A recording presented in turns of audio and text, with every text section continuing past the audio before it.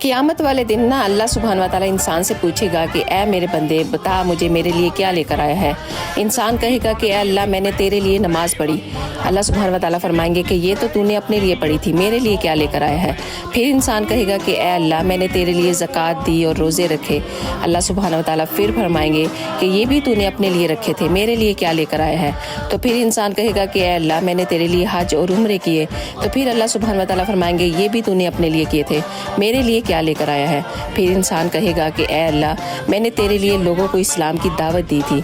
तो इसमें अल्लाह सुब्हान व तआला फरमाएंगे कि हाँ ये तूने मेरे लिए किया है।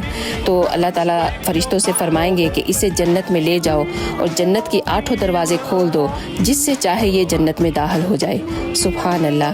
अल्लाह ताला हम सबको नेक और अच्छे अमल करने की तौफीक अता फरमाए। आमीन या रब्बुल आलमीन। अगर वीडियो अच्छी लगी है तो प्लीज़ एक दफ़ा ज़रूर शेयर कीजिएगा। जज़ाकल्लाह खैर।